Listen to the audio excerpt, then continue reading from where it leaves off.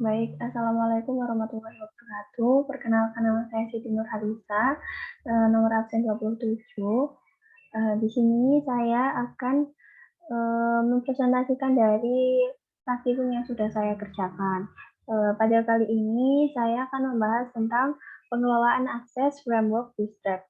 Nah, untuk pertama kali kita bahas ke file public. Nah, di file public ini sesuai dengan namanya folder public. Folder public itu adalah folder Laravel yang bisa diakses oleh publik. Nah, disinilah semua file yang bisa diakses oleh pengunjung web berada.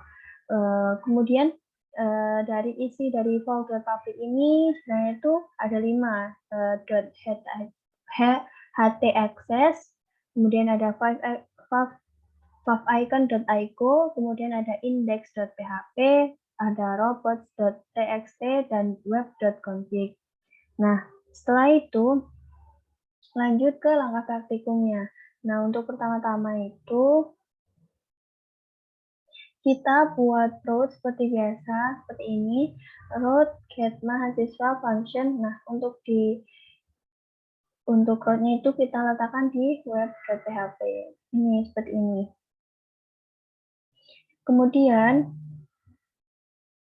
Kemudian jangan lupa untuk membuat file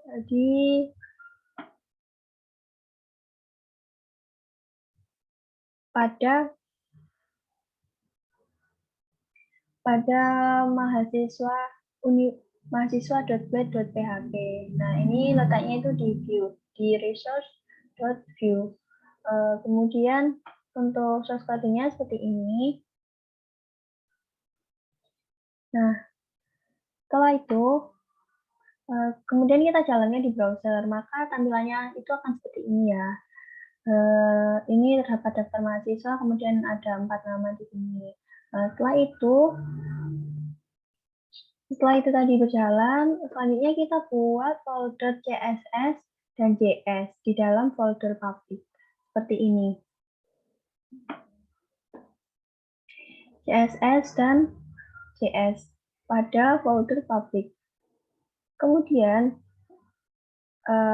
di dalam kedua folder ini, kita di dalam folder CSS dulu kita ketikkan source code-nya seperti ini. Nah, kemudian untuk ini kita mengetikkan ini untuk mengubah background dari ketika nanti kita jalankan di browser. Ini untuk warnanya alice blue atau biru laut. Maka setelah itu kita save. Kemudian jangan lupa untuk di folder JS-nya. Untuk di folder JS-nya itu kita bisa menuliskan script seperti ini. Nah, itu kemudian kita jalankan di jangan lupa untuk merubah mahasiswa.blade.php. Kita bisa memanggilnya di sini. Ini untuk source code-nya ada link have sama dengan css mystyle. Untuk file yang di css tadi kita beri nama mytripstyle.css. Kemudian kita panggil di mahasiswa.blade.php. Dan tidak lupa untuk file yang di JS itu juga seperti itu. Kita panggil di mahasiswa.blade.php juga. Kemudian kita jalankan. Nah, ini. Maka nanti akan tampilannya seperti ini. Ini untuk background-nya sudah berubah meskipun tidak terlalu terlihat karena warnanya biru muda. Kemudian ini tadi untuk kegunaan dari file CSS-nya yang untuk merubah background. Nah, ketika kita mengklik salah satu dari nama ini, maka nanti akan tampil seperti ini. Ada kontak text box yang bertuliskan cek data mahasiswa Risa Lestari, kemudian oke. Ini tadi untuk kegunaan dari file JS-nya. Seperti itu. Kemudian kita beralih ke folder public yang satunya. Nah, Di sini kita disuruh untuk membuat folder IMG di folder publik seperti ini. Kemudian kita bisa tambahkan foto, sebagai macam 4 foto di sini. Nah, untuk di file Laravelnya itu seperti ini.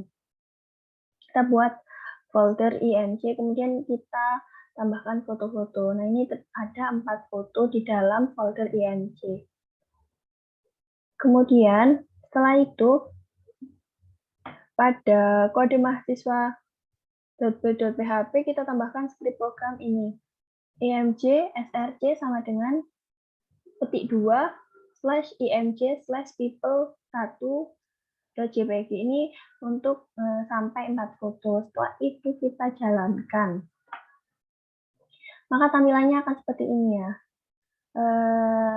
Terdapat beberapa gambar yang sudah kita masukkan di dalam file img pada folder public tadi.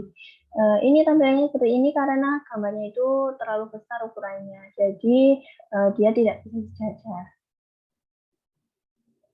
Kemudian kita berlanjut pada file public folder selanjutnya.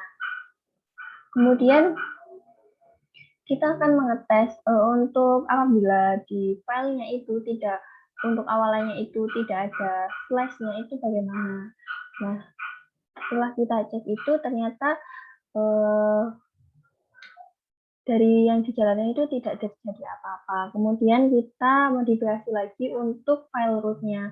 Kita bisa menambahkan seperti ini. Kita bisa mengubah filenya itu menjadi seperti ini. Nah, dari situ ketika kita jalankan maka sudah background-nya itu sudah berubah menjadi warna putih lagi dan gambarnya itu tidak bisa dilihat. Itu menandakan bahwa file JS dan CSS-nya itu sudah tidak bekerja dikarenakan slash-nya tadi dihilangkan. Nah, setelah itu kita lanjut ke Bootstrap CSS Framework. Nah, untuk mengintegrasikan Bootstrap ke dalam Laravel juga tidak terlalu sulit, cukup menambahkan link CSS pada CSS dan JavaScript milik Bootstrap seperti itu pada source code yang kita miliki. Contohnya seperti ini. Kita ke mahasiswa.play.php. Seperti itu. Untuk filenya itu, untuk linknya itu kita bisa mengakses http://www.techpad.bootstrap.cdn.com/bootstrap/4.3.1/css/bootstrap. Nah, seperti itu. Untuk file JS atau file JavaScript-nya itu kita bisa menambahkan seperti ini. Kode seperti di bawah ini. Nah, kemudian setelah kita tambahkan seperti itu, kita jalankan di browser, maka tampilannya akan seperti ini. Di sini itu gambarnya seperti yang sudah saya jelaskan, gambarnya terlalu besar, jadi mereka itu tidak bisa sejajar. Nanti tampilannya akan lebih menarik daripada kita tidak menggunakan Bootstrap. Seperti itu. Nah, setelah itu, apakah file Bootstrap itu hanya bisa diakses secara online? Tentunya tidak. Kita bisa mendownloadnya agar bisa kita akses secara offline. Kita pada link tadi kita perlu mengkliknya, kemudian kita save di folder CSS untuk yang bagian CSS. Kemudian kita bisa men-save untuk folder JavaScript-nya juga sama. Seperti ini.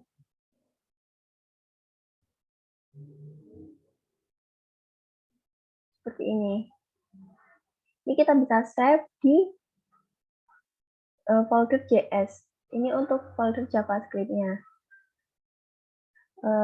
Setelah itu, kita cek. Setelah ini di-save, maka pada folder CSS itu, pada folder public bagian, kemudian di subfolder CSS itu sudah ada 2 ini, sesuai yang sudah kita download filenya tadi. Di JS juga seperti itu. Nah, setelah ini sudah selesai, kita bisa melihat di mahasiswa.php, kita bisa mengaksesnya secara offline seperti ini. tidak lagi menggunakan HTTP seperti yang bootstrap dari JDE-nya. Kita hanya perlu menuliskan alamat dari file CSS-nya itu, menuliskan alamat file CSS dan menuliskan alamat CSS bootstrap itu sesuai dengan letak di mana mereka itu disimpan pada komputer kita. Seperti ini. Kemudian cara agar kita mengetahui apakah dia sudah bekerja atau belum, saat kita menggunakannya offline, kita bisa mengeceknya kembali. Seperti ini, ternyata tidak ada perubahan, baik menggunakan CDN maupun yang offline, karena yang offline sudah di-download. Maka file tersebut berhasil di-download di komputer kita. Jadi kita tidak perlu mengaksesnya secara online lagi, seperti itu. Nah, itu saja untuk presentasi dari praktikum yang sudah saya kerjakan. Kurang lebihnya mohon maaf. Wassalamualaikum warahmatullahi wabarakatuh.